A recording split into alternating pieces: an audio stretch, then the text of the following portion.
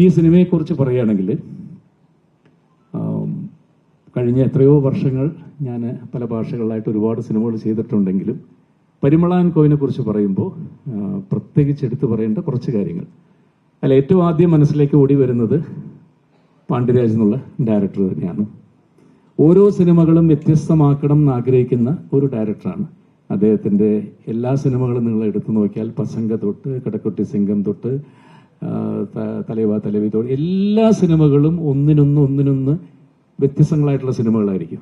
അങ്ങനെയാണ് അദ്ദേഹം ഈ സിനിമയുടെ തിരക്കഥ ഏകദേശം കുറച്ച് മുമ്പ് എഴുതി വെച്ചതാണ്. അദ്ദേഹം സൂര്യ വെച്ചതെന്ന് തോന്നുന്നു അടുത്ത സിനിമ തുടങ്ങുന്നതിന് മുമ്പ് പെട്ടെന്ന് ഇങ്ങനെ ഒരു സിനിമ ചെയ്യാമെന്ന് അദ്ദേഹം തീരുമാനിക്കുകയും അതിലേക്ക് ഞാനും ഊർവശിയും എത്തിപ്പെടുകയും ചെയ്തത് വളരെ യാദൃച്ഛികമായിട്ടാണ്. ഈ സിനിമയെക്കുറിച്ച് പറഞ്ഞാൽ ഇതിന്റെ ഏറ്റവും പ്രധാനമെന്ന് പറയുന്നത് ഇതിന്റെ തിരക്കഥ തന്നെയാണ്.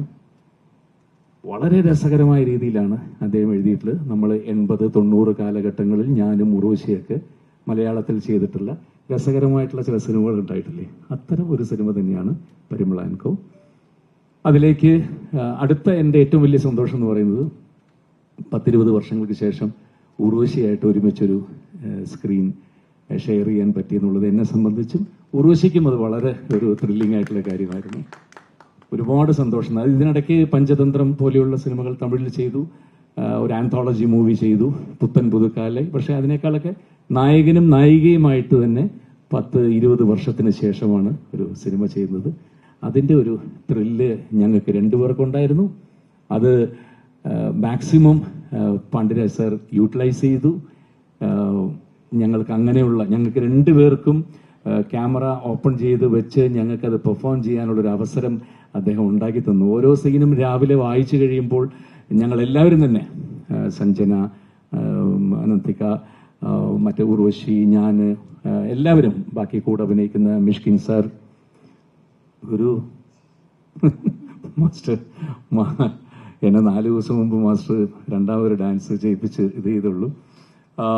അപ്പൊ ഞങ്ങളെല്ലാവരും ഇരുന്ന് സ്ക്രിപ്റ്റ് വായിച്ചു കഴിയുമ്പോൾ തന്നെ ഞങ്ങൾ ഇന്ന രീതിയിൽ അതിനുള്ള ഫുൾ സ്വാതന്ത്ര്യം അദ്ദേഹം തരും.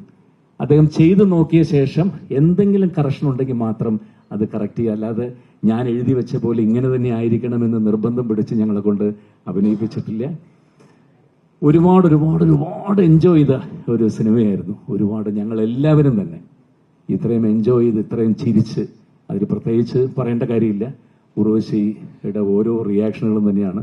പലപ്പോഴും ഞാൻ തന്നെ ആണ് ഡയറക്ടർക്ക് ഏറ്റവും കൂടുതൽ തലവേദനയായിട്ടുള്ളത്.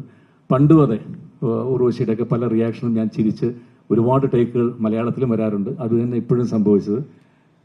10 ടേക്ക് 12 ടേക്ക് കഴിയുമ്പോൾ പണ്ടേ സ്ഥലത്ത് ഞാൻ സോറി പറയും. എനിക്കത് നേരിട്ട് അതിങ്ങനെ റിഫ്ലക്ട് ചെയ്യുമ്പോൾ എനിക്ക് ചിരി താങ്ങാൻ പറ്റില്ല. അതുകൊണ്ടാണ്. അങ്ങനെ ഒരുപാട് രസകരമായ ദിവസങ്ങൾ, 10-40 ദിവസം. അതിൻ്റെ ഒരു റിഫ്ലക്ഷൻ തിയേറ്ററിൽ കിട്ടും എന്ന് തന്നെയാണ് നമ്മളുടെ വിശ്വാസം. ഒരുപാട് വാഗ്വാദം മറ്റേതൊന്നും പറയുന്നില്ല. ഇത് കോടികളുടെ സിനിമ, അല്ലെങ്കിൽ പാൻ ഇന്ത്യൻ സിനിമ, 100 കോടി സിനിമ, അല്ലെങ്കിൽ ഞങ്ങളുടെ സിനിമ എങ്ങനെയാണ്, ഇതാണ്, ഒന്നും ഞങ്ങൾക്ക് അവകാശപ്പെടാനില്ല. ഒരു 2 മണിക്കൂർ ഫാമിലി എല്ലാവരുമായിട്ട്, അച്ഛൻ, അമ്മ, അമ്മുമ്മ, അപ്പൂപ്പൻ, കുട്ടികളെയൊക്കെ ഈ സ്കൂൾ തുറക്കുന്നതിന് മുമ്പ് അവർ വന്ന് തിയേറ്ററിൽ നിന്നാൽ എല്ലാവർക്കും ഒരേപോലെ എൻജോയ് ചെയ്യാൻ പറ്റുന്ന കുറച്ച് തമാശകളും കുറച്ച് സസ്പെൻസും കുറച്ച് ത്രില്ലിംഗ് ആയിട്ടുള്ള കുറേ കാര്യങ്ങൾ ചേർത്ത് വെച്ചിട്ടുള്ള മനോഹരമായിട്ടുള്ള സിനിമ പരിമള ആൻഡ് കോ. അതിൻ്റെ ഒരു ഭാഗമാകാൻ കഴിഞ്ഞത് എന്നെ സംബന്ധിച്ചിടത്തോളം വളരെ വളരെ വളരെ സന്തോഷമായിട്ടുള്ള കാര്യമാണ്. Thank you so much sir. Thank you.